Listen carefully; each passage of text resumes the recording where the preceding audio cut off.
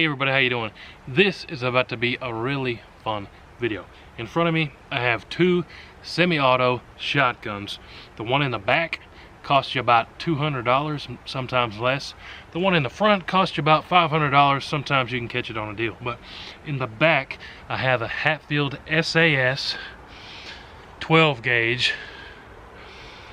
I get questions about this shotgun all of the time, so I thought we would bring it out for another video.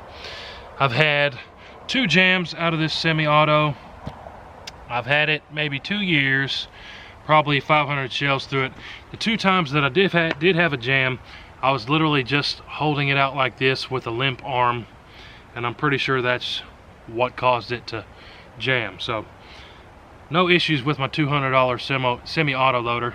Then in the front we have a Remington 1100. When you talk about the 1100, that's pretty much the standard for a nice bird gun, skeet gun. I used to shoot skeet. I almost always shot an 1100. If you go with the wood option, similar to this one in the back, it's gonna run you close to $1,000. If you go with the synthetic, which is what this one is, this one just happens to be hydro dipped. The synthetics, like I said, cost you about $400 or $500. So today we're comparing, let's say, a $200 semi-auto 12 gauge versus a $500 semi-auto 12 gauge. Here's what we're gonna do. First, I'm gonna load 5 in each and then just shoot them kind of slow. Make sure that they're functioning properly. I have not shot either of these in a long time. And then we're gonna do the same 5 shots but in rapid fire, see if both of them can handle rapid fire. Then we're gonna shoot a target at 25 yards on the slow motion camera and see what they do at 25 yards. It's also worth mentioning this 1100 has an extended mag tube. You can definitely get parts for those, obviously. Hatfield SAS, not so much. Your gunsmith may be able to do some kind of custom work to extend a tube, but that's not something you're going to walk into Walmart and get a mag extension for a Hatfield shotgun. So there is that one negative there on the Hatfield. So let's get to shooting before I drop these 100 times. And I'm going to load 5 in each. First time I'm going to show you how you load them, and just to make sure that they both load good. Alright, so first I grab the Hatfield here. Let's grab 5 shells and see how it does. So far, no problems loading. There's 4. So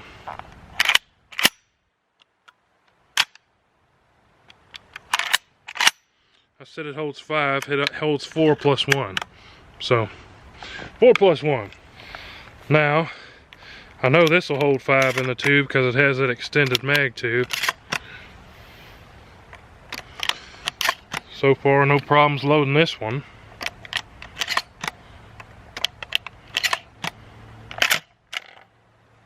This one, also the 1100, the release is right here on the underside where you're loading the shells. On the Hatfield, the release is on the side right here. Now that we got 5 in each, I'm gonna go ahead and fire 5 kind of slow, like I said, with this Hatfield.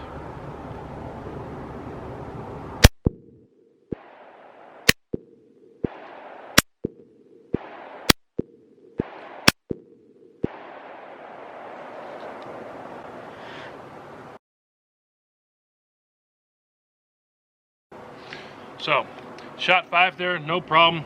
Last round, chamber stayed open. Let's do the same here with this 1100. See how it fares.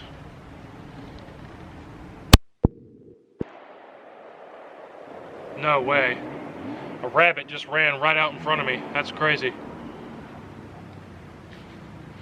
Ah, we had a jam here.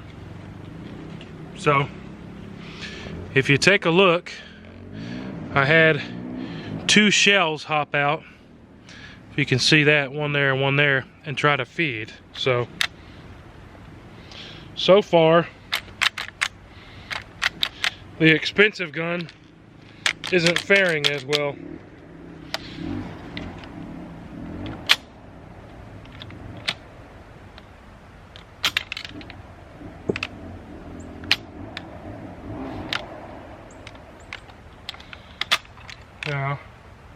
It seems to just want to keep loading and loading and loading. Let's give it a second try here and load the others back in.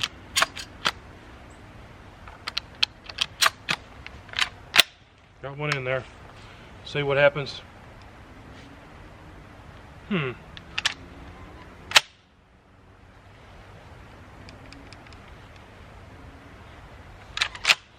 Well, so far, that's the end of the video. We can't get the 1100 to fire, so we're definitely going to do a follow-up on this one once we figure out what the problem is here.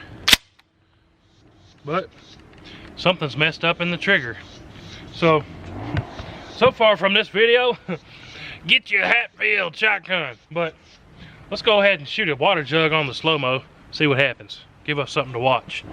We got the Hatfield back out. The only one that we got, the only semi-auto on us that we got that works today.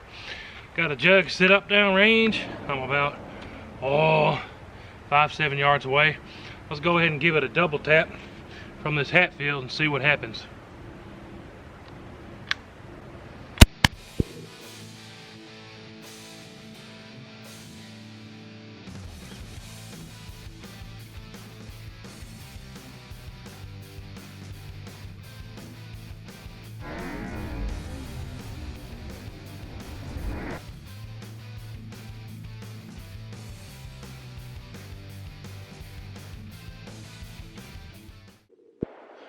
First shot definitely hit.